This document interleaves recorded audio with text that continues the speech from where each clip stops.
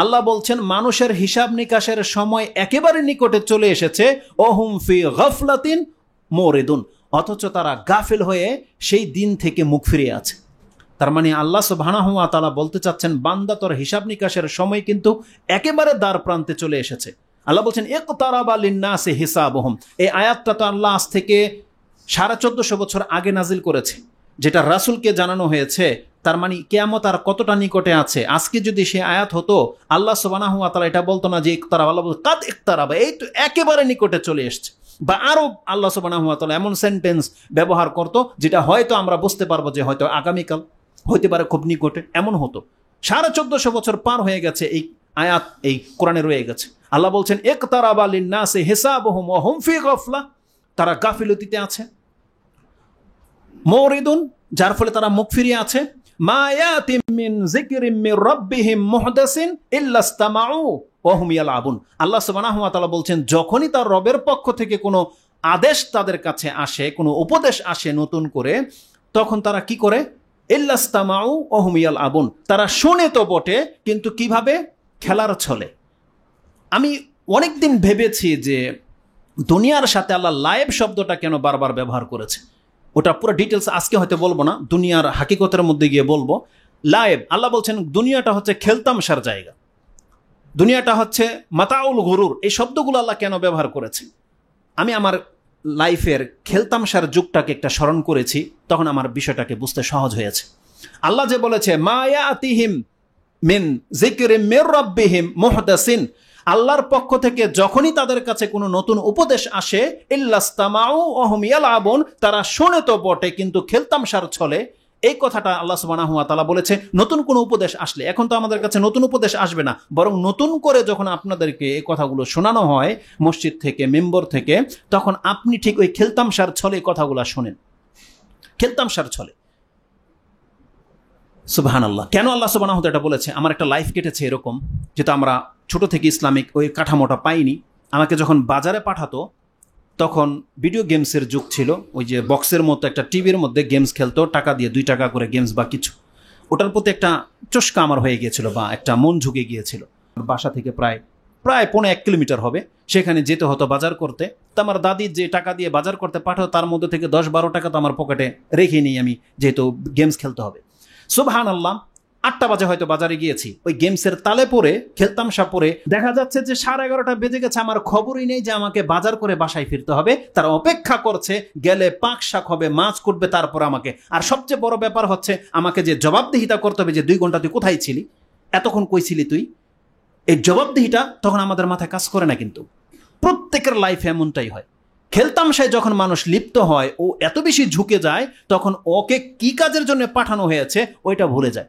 আনাস রাদিয়াল্লাহু তাআলা আনহুকে রাসূলুল্লাহ সাল্লাল্লাহু আলাইহি ওয়াসাল্লাম একদিন পাঠিয়েছে কোনো কাজে।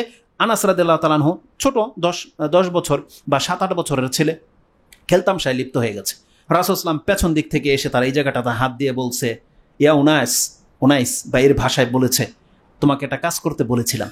সুবহানাল্লাহ। আর রাসূল তাকে কিছু বলেনি, কিন্তু সে বলছে ইয়া রাসূলুল্লাহ এক্ষুনি আমি যাচ্ছি। ভুলে গেছে। তার মানে মানুষ যখন খেলতামশায় লিপ্ত হয়, সে ভুলে যায় যে তাকে কি কমান্ড করা হয়েছে। সে যে কোনো ব্যক্তি হোক, একটা রাষ্ট্রের নায়ক যদি খেলতামশার মধ্যে লিপ্ত হয়ে যায়, সে তার দায়িত্ব ভুলে যাবে যে তাকে কত কি করণীয় রয়েছে। যখন আমাদের দেশের প্রধানমন্ত্রী স্টেডিয়ামে বসে খেলা দেখে, এই খেলতামশাওয়ালা লোক কোনোদিন দায়িত্বশীল হতে পারে না।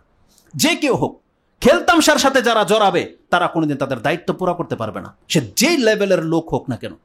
খেলতামশা এত মারাত্মক একটা জিনিস, যার কারণে আল্লাহ সুবহানাহু ওয়া তাআলা বারবারই বলেছে দেখো দুনিয়াটা কিন্তু খেলতামশার জিনিস। তার মানে মানুষ যখন খেলতামশায় ব্যস্ত হয়ে যায়, ওর অন্তর গাফিল হয়ে যায় ওর দায়িত্ব কর্ম থেকে। পরকাল এমন একটা সেন্সিটিভ জায়গা যেখানে আমাদের নেয়ামত এবং আমাদের শাস্তি দুটাই আছে, কিন্তু আমাদের খেলতামশা আমাদেরকে ভুলিয়ে দিয়েছে যে আমাদের হাকিকতটা কি, মরার পর আমাদের কি হবে। আল্লাহ বলছেন ইল্লাস্তামাউ ওয়া হুম ইয়ালআবুন, তারা যেন খেলতামশায় ব্যস্ত রয়েছে। লাহিয়াতান কুলুবুহুম, আল্লাহ বলছেন তাদের অন্তর হচ্ছে অমনোযোগী। দেখেন, খেলতামশার পরে আল্লাহ সুবহানাহু ওয়া তাআলা অমনোযোগীর কথাটা এনেছেন। কেন? আল্লাহ বলছেন আমি যে তাকে উপদেশ দিচ্ছি, ওর অন্তর এটাকে অ্যাকসেপ্টই করছে না, মানে যাচ্ছি না ওর অন্তরে। কেন? কারণ ও অন্য ধান্দায় রয়েছে, ও অন্যদিকে ওর অন্তরকে ঝুঁকিয়ে রেখেছে, অন্য কাজে ও ব্যস্ত। আজকে যে সমস্ত মা বোনদের বাচ্চাগুলোকে আপনি গেমস দিয়ে বসিয়ে রেখেছেন, আপনি ওর মুখ থেকে একটা পড়া বের করতে পারবেন না যতক্ষণ পর্যন্ত ওর হাত থেকে গেমস রয়েছে। আপনি দেখতে পান মোবাইলের মধ্যে যেসব বাচ্চারা এত বেশি গেমসের মধ্যে ঝুঁকে গেছে, ওর আশেপাশে কি হচ্ছে ওগুলো নিয়ে ওর মাথা ব্যথা নাই, ও শুধু ওই খেলাতেই মত্ত। আল্লাহ বলছেন আমাদেরকে, দুনিয়াতে খেলতামশার মধ্যে ঝুঁকে গেলে মানুষ যেমন তার অন্তর মরে যায়, আর কিছু খবর থাকে না। আল্লাহ বলছেন মানুষ যখন দুনিয়া নিয়ে এত বেশি পেরেশান হয়ে যায়, দুনিয়াবি এরকম ঝুঁকে যায়, তখন তার অন্তর মরে যায়, তখন তার উপদেশের কোনো কথার স্মরণ থাকে না। আল্লাহ বলছেন লাহিয়াতান কুলুবুহুম, তার অন্তর হচ্ছে অমনোযোগী। তাহলে আমাদের অন্তর গাফলতির হওয়ার পেছনে এটা সবচেয়ে বড় একটা কারণ, যে আমাদের অন্তরে রয়েছে অমনোযোগী। কেন আমাদের অন্তর অমনোযোগী? পরকাল থেকে, জান্নাত জাহান্নাম থেকে কেন অমনোযোগী জানেন? যখনই পরকালের কোনো নেয়ামতের কথা আপনাদেরকে বলানো হয়, জান্নাতের কথা, হুর উমুক তুমুক বলা হয়, আমরা এটাকে কি মনে করি? দূরের কথা, বহু দূরে দূরে। আর কি মনে হয়? এটা বাকি বাকি, বহু দূরের মনে হয় এবং বাকি, ওটা তো বাকি। কিন্তু যখনই আমরা একতরফা সবকিছু দেখি, যে আমরা যে ভুলে গেছি যে পরকালে শুধু নেয়ামত জান্নাতের হুরই নাই, আল্লাহ সুবহানাহু ওয়া তাআলা জাহান্নামের আগুনের কথাও কিন্তু আপনাকে জানিয়েছে। আপনি জান্নাতকে ইগনোর করছেন, কিন্তু আপনার বাঁচার কোনো পথ আছে জান্নাত ছাড়া? আরেকটা স্থান তো জাহান্নাম, ওটাকেও তো আপনাকে স্মরণ করতে হবে। ওটা থেকে কিভাবে বাঁচবেন? যদিও দূরে, যদিও আপনার কাছে মনে হচ্ছে যে বাকি, কিন্তু আপনার জীবনে হবে তো হবে, কারণ আপনার তো বিশ্বাস আছে যে পরকাল রয়েছে। কোরআনে ঠিক আল্লাহ সুবহানাহু ওয়া তাআলা এই কথাটাই বলেছে। আল্লাহ কি বলেছে কোরআনে? ফাসবির সাবরান জামিলা। আল্লাহ সুবহানাহু ওয়া তাআলা রাসূলকে বলেছেন, আপনি আপনার কমান্ডের উপরে আপনাকে যা আদেশ নিষেধ করা হয়েছে, দেখেন আপনি ধৈর্য ধারণ করেন কিছুদিন।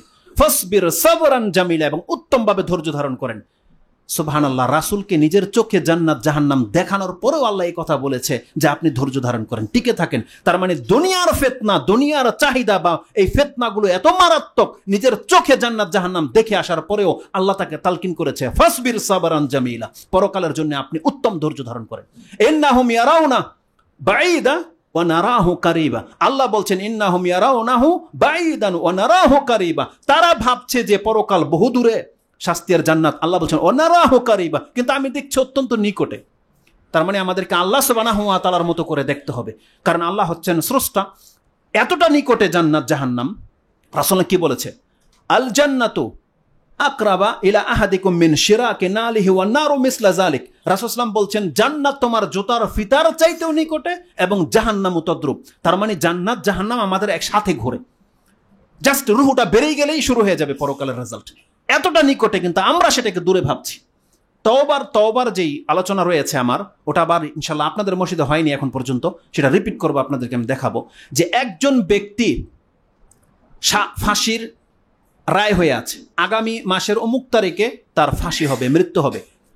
আপনি জানতে পারেন যে সেই ব্যক্তি যখন এটা জেনে যায়, তার অবস্থাটা কি হয়? দুনিয়ার সমস্ত স্বাদ আহ্লাদ সে ভুলে যায়। এই এক মাস সে তার নিজের জীবনকে এমনভাবে পরিবর্তন করে, সবার কাছ থেকে ক্ষমা চেয়ে নেয়, দেনাপানা থাকলে দিয়ে দেয়, দাড়ি রেখে নেয়, নামাজে লিপ্ত হয়ে যায়। ঠিক আছে, এইভাবে সে নিজের জীবনটাকে পরিবর্তন করে নেয়। কেন? কারণ তাকে জানানো হয়েছে আগামী এক মাস পর সে মরে যাবে। জানেন, ওই ব্যক্তির চাইতে ডেঞ্জার পয়েন্টে আমি আর আপনি আছি। জানেন, তার হাতে তো এক মাস সময় আছে, কিন্তু আমার আপনার সাথে এক সেকেন্ডেরও সময় নেই, এক সেকেন্ডেরও সময় নেই। যখন তখন আপনার আমার মৃত্যু চলে আসতে পারে, কারণ তাকে তো জানিয়ে দেওয়া হয়েছে যে অন্তত পক্ষে তুমি এক মাস পরে মরছো। তার আগে সে হার্ট অ্যাটাক করে মরতে পারে, কিন্তু আমরা ওই বাহ্যিক রূপটাকে দেখতে চাচ্ছি। এক মাস পরে তার মৃত্যু হবে, এটা জানানোর জন্য জানিয়েছে সে সমস্ত হারাম থেকে মুক্ত হয়ে গেছে, দাড়ি রেখে নিয়েছে, সালাত আদায় করছে, আর আমাদেরকে বলেছে বান্দা তোর যখন তখন মৃত্যু আসতে পারে, যখন তখন। কিন্তু দেখেন আমাদের কোনো পরিবর্তন নাই। কেন?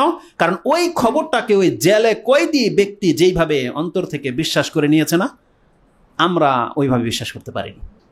যার ফলে না আমাদের এই স্বাধীনতা, যার ফলেই তো আমাদের এই এত আমোদ প্রমোদ, তাই না?